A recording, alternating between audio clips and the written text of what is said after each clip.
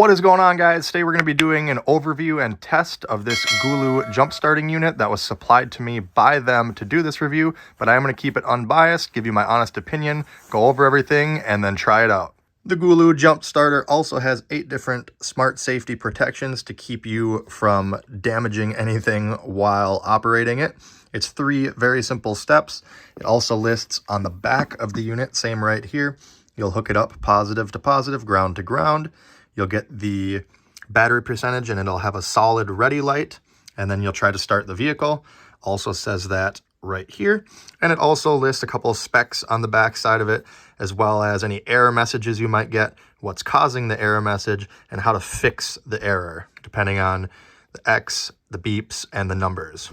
This jump starter is supposed to be good for up to 10-liter diesels and 12-liter gas engines. And you can also use the power supply outputs to charge things such as your phone, laptop, tablet, you name it. It also has a nice LCD display, and they claim that you can leave this in your vehicle for about 24 months without having to charge it before it goes dead. Obviously, that's going to depend on the temperature outside, but that's a pretty good charge lifespan. It also comes with a handy user manual, which explains a couple other features in here, such as the boost button. So what you're supposed to do is turn it on. You see right now we're at 80% right out of the box. You would hook this to the battery on your car, and if for some reason it doesn't say ready, what you're going to do is make sure you got the black cable on ground and the red cable on positive. If that all looks good, it might just be too dead of a battery for this to detect the battery, so you'll have to force it. To force it, you'll hold the boost button. I don't know if you heard that little click inside, and now it says ready.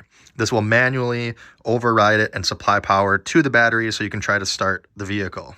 You do not, under any circumstances, hit the boost button until the cables are connected to the battery. Do not plug in the battery clamps and then hit the boost, because that is going to supply power to the leads.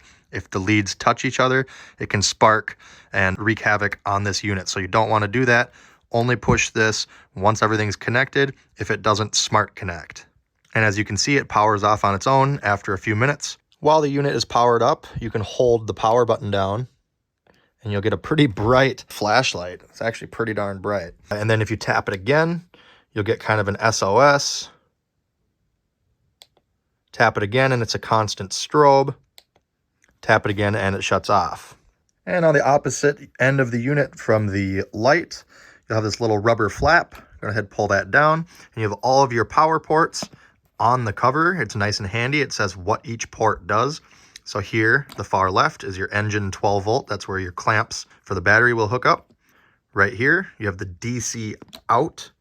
That means you can hook up this guy right here. It's going to plug into the unit, and then you'll have 12 volt power outlet coming out of it if you need that for any reason to power something.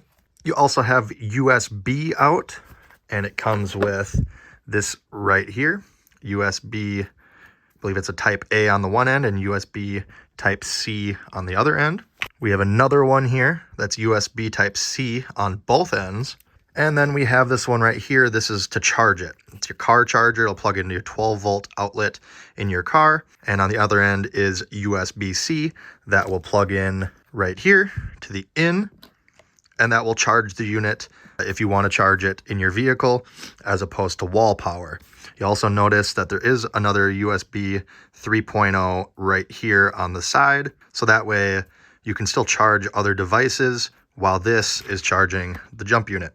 The unit also comes with a nice carrying case for everything. Now, the only thing that does not come with this is a wall charger brick. You can, like I said, charge it in your car with 12 volt, and it does come with USB-C or USB-C to USB-A, or USB 3.0, I guess it would be, or 2.0.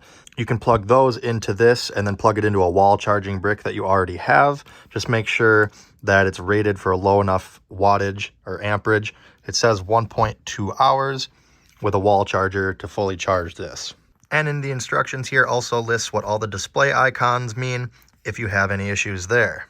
The jump unit is also IP65 water resistant and has preheating technology to minus 40 degrees Celsius. What this means is if the jump pack itself is too cold to physically operate, you'll hook it up to the car battery, and then the unit will warm itself up before trying to start the vehicle, and that will get it in a more optimal temp range to where it can produce more cranking amps, as its normal operating range is -4 Fahrenheit to 140 positive Fahrenheit, or -20 Celsius to 60 positive Celsius. So now let's go out to the garage and just try this on the Jeep real quick, see how it works.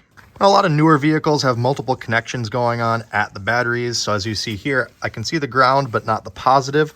I have to just go ahead and remove this little cover right here, and I can get to the positive right there now. So I'm gonna hook the red there and the black there. If you can't see the colors, you can see on the battery here, there's a negative or a minus. And then over on this side, it's a little hard to see, but there is a plus for positive. So we'll plug the jumper cables in. As you see, there's a square and a rounded port. It will only plug in one way on here. I'm gonna go just like this. Make sure you push it in all the way. We can then clamp our positive on, followed by our ground.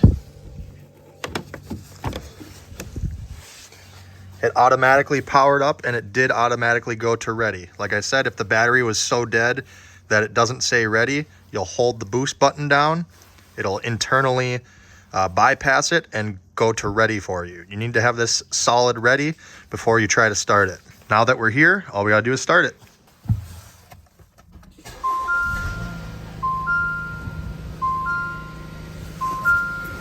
So like I said, this is right out of the box. I did not charge it or anything. It was at 80%. It dropped down to 77 there, as you see, from our one-time start there. And it no longer says ready on the screen once the vehicle is running, because it's detecting voltage being put out from the vehicle, and it doesn't want that voltage overcharging the unit.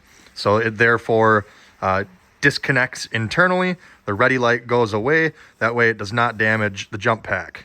Once you've successfully got the vehicle started, we're going to disconnect the ground first. You'll see everything kind of goes away. It doesn't say ready anymore.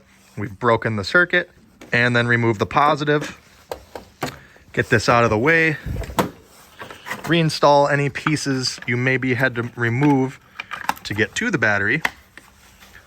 Close the hood, and off you go. So that is going to do it for this video, guys. I will put product link down in the video description below if you want to buy one of these. If you have any questions, feel free to comment. Make sure you hit that like button if this video helped you out. Check out my other videos here on YouTube, and make sure to check me out on all the socials. As always, thanks for watching. Have a great day.